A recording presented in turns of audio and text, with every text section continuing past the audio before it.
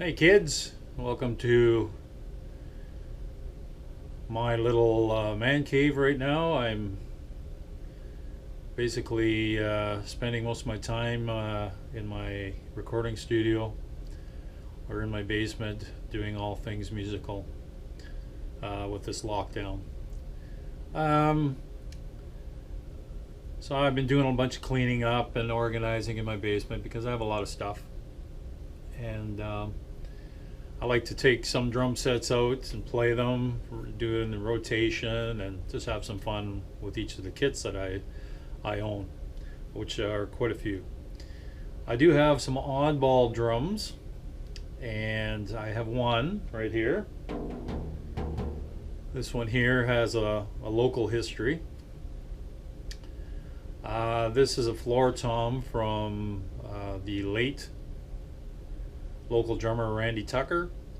I own two of the drums from his Gretsch kit, which I believe was 80s. The drum set was purchased through Northland Music originally, when Northland Music was in the Churchill Plaza. I actually saw the drum set in the store at the time, and would have liked it, but Randy ended up buying it. So Randy was a local drummer.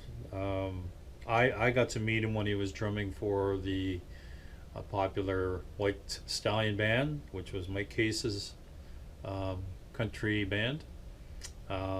He has sadly passed on also. I acquired Randy's two drums, basically his two floor toms, years ago. At the time, he was hurting for some money, so he came into a bar I was playing. He knew I bought a lot of drums, and he set an offer on the two drums. He said he never used the floor tom. He said all it did was hold his drink and his towel to towel off his hands and his forehead. That's all he used it for. He was basically a groove player, just kick, snare, and cymbals. The odd time he would use the toms, but the toms on that kit were, I think, 10, 12, 13. The 14 at that time was a hanging floor tom, and then this wonderful drum here, which is an 18. This 18 is really heavy in weight. It's got a fantastic sound. Most Gretsch drums sound great. It's got four legs, which this bass drum or floor tom, you can use the option to turn it into a kick drum. I have an add-on kickstand to bring the height of the floor tom up when you're using it as a bass drum. So it's pretty cool. Anyways, Randy passed away. I think it would be pretty close to. It's probably just over 2 years. I believe it's December of 2018, give or take. It might have been the 28th. So, anyways, I wanted to buy his kit. He had called me. We had talked to buy the rest of the kit. He was not doing well health wise, and I said I would buy the kit, and he sadly never finished the deal. His health took a turn for the worse, and that was it. So the executor, I believe, of the Randy estate, through the music stores, they contacted me later on about purchasing the kit. I said I would. We said we'd agree on a price. We did. We agreed on the day of delivery. I waited, and the kit never showed up. Never heard anything from this guy ever again. So needless to say, I was disappointed because, as many know, I like buying a lot of local drummers kits, and one right now that I had purchased was from well-known drummer locally named Skeets Burrito. So I bought his drum set, and it is now sitting in the local museum. So I had a similar destiny for Randy Tucker's kit, but sadly this executor to Randy's wishes had a game plan change. So needless to say, I was disappointed. I basically wanted the kit to go with the other two toms and have a complete kit. In fact, some of the cymbals on Randy's kit were actually mine. I had sold them to Randy many years ago when I was playing in a blues band, the Vikings blues country band. And he liked a couple of the cymbals I was using at the time with that band, and he used to come out and see us all the time. And we talked, and so I worked out a deal to sell him the cymbals I had. I didn't mind. It was just, I had lots of cymbals at the time, so. And he liked them probably more than I did, so. And so he played them up until his last gig, which was kind of nice. For me, anyways, that he enjoyed them throughout the remainder of his playing life.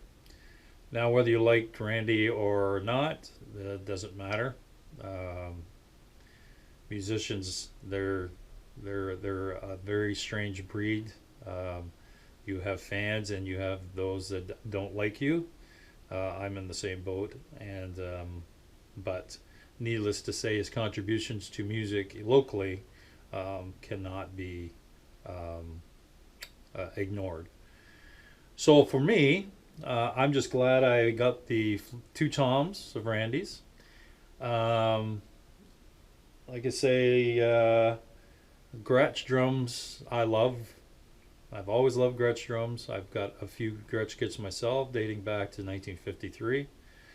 This set here, I have another oddball Gretsch tom. It's a little more cherry wood, and I also have another bass drum that doesn't match either. So it's kind of a Frankenstein kit, and I also have a Gretsch snare.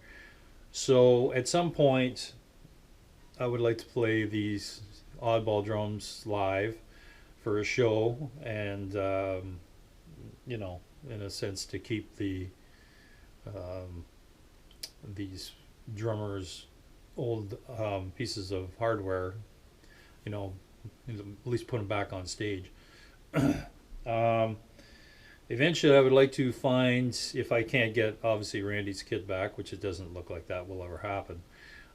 This is a common color, and I see them online, and eventually I'm going to get a few pieces that all match the series of this floor tom, and have a complete matching kit. So I'll give you a little close-up of this kit. It's got some war wounds, some scratches, because Randy had cases, but that's just how it is sometimes. It's got die-cast hoops. These are really, really thick hoops. Help keep it in tune, get better sound, better resonance. These basically a square badge series of Gretsch. It's got that famous Gretsch inner silver paint. It's got double mufflers, top and bottom, that are adjustable. It's got the code numbers in here to date the drum. And like I say, it's a very nice drum. It sounds fantastic. So it hasn't been cleaned. It's been in storage since I got it off Randy. And like I say, the other drums I got are in the same condition. So during this lockdown, I'm going to take this drum all apart, clean it all up, and get it back to spanking shiny new. Some of these scratches, I'm just going to touch in some stain and put a little bit of nail polish over top, and that will hide a lot of the blemishes.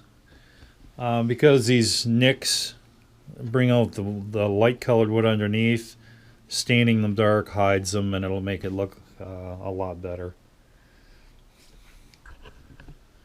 So anyways, I hope you enjoyed that little walk down memory lane for Randy Tucker's old drum set. The 14-inch tom is in better shape. I might, if worse comes to worse, I might utilize that for something else. But definitely the 18-inch floor tom is the main important part that I purchased, because I've always liked 18-inch floor toms because of the ability to convert them to a bass drum for smaller gigs. So thanks for watching, folks.